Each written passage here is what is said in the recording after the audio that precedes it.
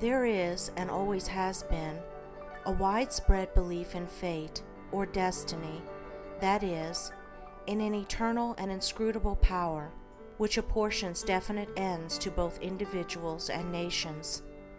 This belief has arisen from long observation of the facts of life. Men are conscious that there are certain occurrences which they cannot control, and are powerless to avert. Birth and death, for instance, are inevitable, and many of the incidents of life appear equally inevitable. Men strain every nerve for the attainment of certain ends, and gradually they become conscious of a power which seems to be not of themselves, which frustrates their puny efforts, and laughs, as it were, at their fruitless striving and struggle. As men advance in life, they learn to submit, more or less, to this overruling power which they do not understand, perceiving only its effects in themselves and the world around them, and they call it by various names, such as God, Providence, Fate, Destiny, etc. Men of contemplation, such as poets and philosophers, step aside, as it were, to watch the movements of this mysterious power, as it seems to elevate its favorites on the one hand and strike down its victims on the other, without reference to merit or demerit. The greatest poets, especially the dramatic poets, represent this power in their works, as they have observed it in nature. The Greek and Roman dramatists usually depict their heroes as having foreknowledge of their fate, and taking means to escape it, but by so doing, they blindly involve themselves in a series of consequences which bring about the doom they are trying to avert. Shakespeare's characters, on the other hand, are represented, as in nature, with no foreknowledge, except in the form of presentiment, of their particular destiny. Thus, according to the poets, whether the man knows his fate or not, he cannot avert it, and every conscious or unconscious act of his is a step towards it. Omar Khayyam's moving finger is a vivid expression of this idea of fate. The moving finger writes, and having writ, moves on, nor all thy piety nor wit shall lure it back to cancel half a line, nor all thy tears wash out a word of it. Thus men in all nations and times have experienced in their lives the action of this invincible power or law, and in our nation today, this experience has been crystallized in the terse proverb, "Man proposes, God disposes." But contradictory as it may appear, there is an equally widespread belief in man's responsibility as a free agent. All moral teaching is an affirmation of man's freedom to choose his course and mold his destiny, and man's patient and untiring efforts in achieving his ends are declarations of consciousness of freedom and power. This dual experience of fate on the one hand and freedom on the other has given rise to the interminable controversy between the believers in fatalism and the upholders of free will, a controversy which was recently revived under the term determinism versus free will. Between apparently conflicting extremes, there is always a middle way of balance, justice, or compensation, which, while it includes both extremes, cannot be said to be either one or the other, and brings both into harmony, and this middle way is the point of contact between two extremes. Truth cannot be a partisan, but by its nature is the reconciler of extremes, and so in the matter which we are considering, there is a golden mean which brings fate and free will into close relationship, wherein, indeed, it is seen that these two indisputable facts in human life, for such they are but two aspects of one central law, one unifying and all-embracing principle, namely, the law of causation in its moral aspect. Moral causation necessitates both fate and free will, both individual responsibility and individual predestination, For the law of causes must also be the law of effects, and cause and effect must always be equal.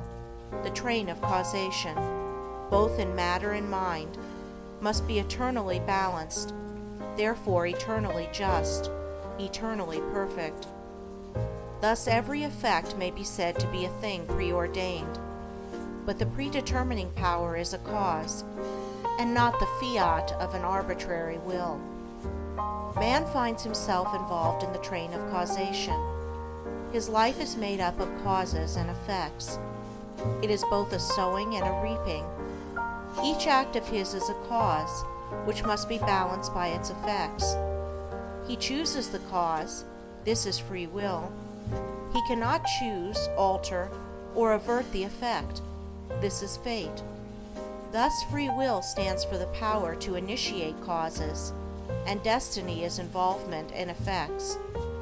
It is therefore true that man is predestined to certain ends, but he himself has, though he knows it not, issued the mandate, that good or evil thing from which there is no escape, he has, by his own deeds, brought about.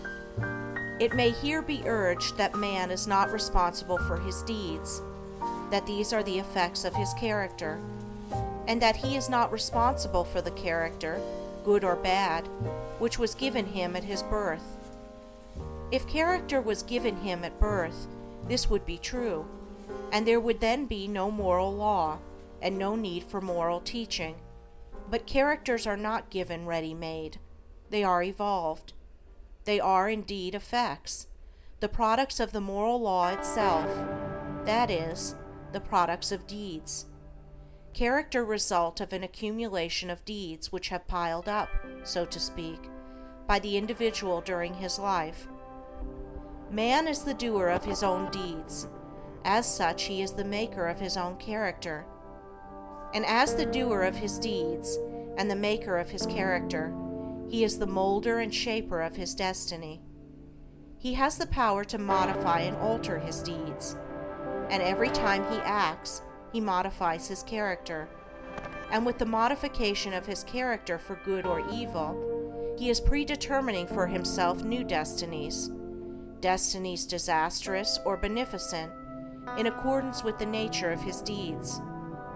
Character is destiny itself, as a fixed combination of deeds.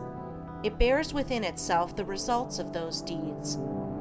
These results lie hidden as moral seeds in the dark recesses of the character, awaiting their season of germination, growth, and fruitage.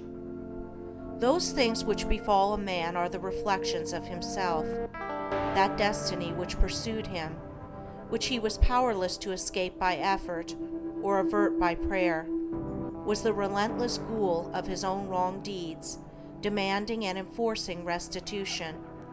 Those blessings and curses which come to him unbidden are the reverberating echoes of the sounds which he himself sent forth.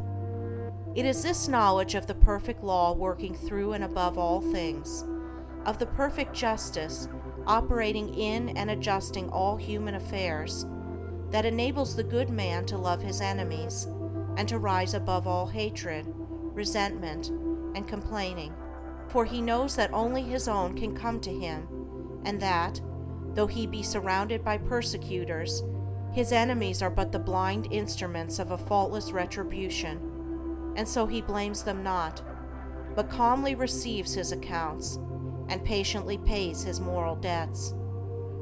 But this is not all. He does not merely pay his debts.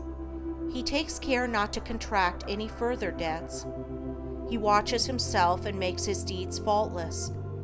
While paying off evil accounts, he is laying up good accounts. By putting an end to his own sin, he is bringing evil and suffering to an end. And now let us consider how the law operates in particular instances in the outworking of destiny through deeds and character. First, we will look at this present life, for the present is the synthesis of the entire past. The net result of all that a man has ever thought and done is contained within him.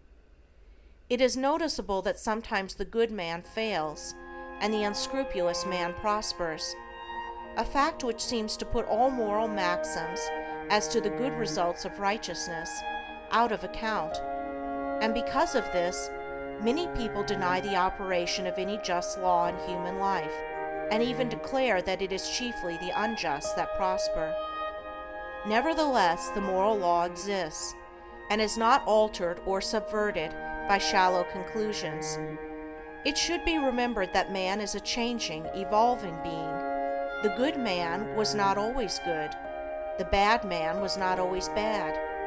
Even in this life, there was a time, in a large number of instances, when the man who is now just was unjust, when he who is now kind was cruel, when he who is now pure was impure. Conversely, there was a time in this life, in a number of instances, when he who is now unjust was just, when he who is now cruel was kind, when he who is now impure was pure.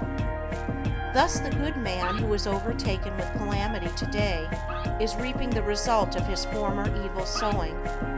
Later he will reap the happy result of his present good sowing, while the bad man is now reaping the result of his former good sowing. Later he will reap the result of his present sowing of bad. Characteristics are fixed habits of mind, the results of deeds. An act repeated a large number of times becomes unconscious or automatic. That is, it seems to repeat itself without any effort on the part of the doer, so that it seems to him almost impossible not to do it, and then it has become a mental characteristic. Here is a poor man out of work. He is honest and is not a shirker. He wants work and cannot get it. He tries hard and continues to fail. Where is the justice in his lot? There was a time in this man's condition when he had plenty of work. He felt burdened with it. He shirked it and longed for ease. He thought how delightful it would be to have nothing to do. He did not appreciate the blessedness of his lot. His desire for ease is now gratified, but the fruit for which he longed, and which he thought would taste so sweet, has turned to ashes in his mouth. The condition which he aimed for, namely, to have nothing to do, he has reached, and there he is compelled to remain till his lesson is thoroughly learned. And he is surely learning that habitual ease is degrading, that to have nothing to do is a condition of wretchedness, and that work is a noble and blessed thing. His former desires and deeds have brought him where he is, and now his present desire for work, his ceaseless searching and asking for it, will just as surely bring about its own beneficent result. No longer desiring idleness, his present condition will, as an effect, the cause of which is no longer propagated, soon pass away, and he will obtain employment. And if his whole mind is now set on work, and he desires it above all else, then when it comes, he will be overwhelmed with it. It will flow into him from all sides, and he will prosper in his industry. Then, if he does not understand the law of cause and effect in human life, he will wonder why work comes to him apparently unsought, while others who seek it strenuously fail to obtain it. Nothing comes unbidden. Where the shadow is, there also is the substance. That which comes to the individual is the product of his own deeds. As cheerful industry leads to greater industry and increasing prosperity, and labor shirked or undertaken discontentedly leads to a lesser degree of labor and decreasing prosperity, so with all the varied conditions of life as we see them. They are the destinies wrought by the thoughts and deeds of each particular individual. So also with the vast variety of characters. They are the ripening and ripened fruit of the sowing of deeds. As the individual reaps what he sows, so the nation, being a community of individuals, reaps also what it sows. Nations become great when their leaders are just men. They fall and fade when their just men pass away. Those who are in power set an example, good or bad, for the entire nation. Great will be the peace and prosperity of a nation when there shall arise within it a line of statesmen who, having first established themselves in a lofty integrity of character, shall direct the energies of the nation toward the culture of virtue and development of character, knowing that only through personal industry, integrity, and nobility can national prosperity proceed. Still, above all, is the great law, calmly and with infallible justice, meting out to mortals their fleeting destinies, tear-stained or smiling, the fabric of their hands. Life is a great school for the development of character, and all, through strife and struggle, vice and virtue, success and failure, are slowly but surely learning the lessons of wisdom.